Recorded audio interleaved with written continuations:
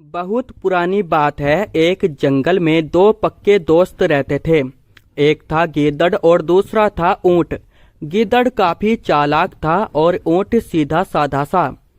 ये दोनों दोस्त घंटों नदी के पास बैठकर अपना सुख दुख बांटते थे। दिन गुजरते गए और उनकी दोस्ती गहरी होती गई। एक दिन किसी ने गीदड़ को बताया कि पास के खेत में पके हुए तरबूज है।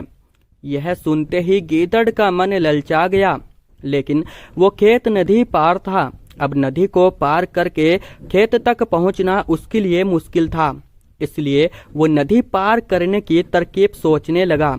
सोचते सोचते वो ऊंट के पास चला गया। ऊंट ने दिन के समय गीदड़ को देखकर पूछा, मित्र तुम यहाँ कैसे? हम तो शाम को नदी किनारे मिलने वाले थे। तब गीदड़ ने बड़ी ही चालाकी से कहा, देखो मित्र, पास के ही खेत में पके तरबूज है। मैंने सुना है तरबूज बहुत मीठे हैं, तुम उन्हें खाकर खुश हो जाओगे, इसलिए तुम्हें बताने चला आया। ऊंट को तरबूज काफी पसंद था। वो बोला, वाह, मैं अभी उस गांव में जाता हूँ। मैंने बहुत समय से तरबूज नहीं खाए हैं। ऊंट जल्दी जल्दी नदी पार करके खेत जाने की तैयारी करने लगा। तभी गीदड़ ने कहा, दोस्त तरबूज मुझे भी अच्छे लगते हैं, लेकिन मुझे तैरना नहीं आता है। तुम तरबूज खा लोगे तो मुझे अच्छा लगेगा कि मैंने भी खा लिए। तभी ऊंट बोला, तुम चिंता मत करो, मैं तुम्हें अपनी पीठ पर बैठाकर नदी पार करवाऊंगा, फिर साथ में मिलकर तरबूज खाएंगे। ऊंट ने जैसा कहा था वैसा ही किया। खेत में पहुंचकर गीदड़ ने मन भरकर तरबूज खाए और खुश हो गया। खुशी के मारे वो जोर जोर से आवाजें निकालने लगा। तभी ऊंट ने कहा, तुम शोर मत मचाओ, लेकिन वो माना नहीं। गीदड़ की आवाज सुनकर किसान डंडे लेकर खेत के पास आ गए। गीदड़ चालाक था, इसलिए जल्दी से पेड़ों के पीछे छुप गया। ऊंट का शरीर बड़ा था, इसलिए वो छुप नहीं पाया। किसानों ने गुस्से के मारे उसे बहुत मारा। किसी तरह अपनी जान बचाते हुए ऊंट खेत के बाहर निकला। तभी पेड़ के पीछे छुपा गीदड़ बाहर आ गया।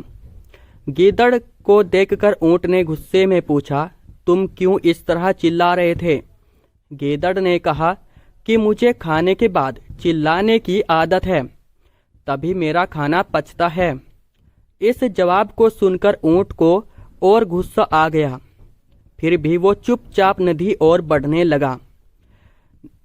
नदी के पास पहुंचकर उसने अपनी पीठ पर गीदड़ को बैठा लिया। इधर ऊंट को मार पड़ने से मन ही मन गीदड़ खुश हो रहा था। उधर नदी के बीच में पहुंचकर ऊंट ने नदी में डुबकी लगानी शुरू कर दी। गीदड़ डर गया और बोलने लगा, यह क्या कर रहे हो? गुस्से में ऊंट ने कहा, मुझे कुछ खाने के बाद उसे हजम करने के लिए नदी में डुबकी मारनी पड़ती है। गीदड़ को समझ आ गया कि ऊंट उसके किए का बदला ले रहा है। बहुत मुश्किल से गीदड़ पानी से अपनी जान बचाकर नदी किनारे पहुंचा। उस दिन के बाद से गीदड़ ने कभी भी ऊंट को परेशान करने की हिम्मत नहीं की। कहानी से सीख। ऊंट और गीदड़ की कहानी से यह सीख मिलती है कि चालाकी नहीं करनी चाहिए। अपनी करनी खुद पर भारी पड़ जाती है। जो जैसा करता है उसे वैसा ही भरना होता है। दोस्तों, आपको हमारी ये वीडियो कैसी लगी हमें कमेंट करके जरूर बताएं और मिलता है नेक्स्ट वीडियो में। तब तक के लिए जय हिंद, जय भारत।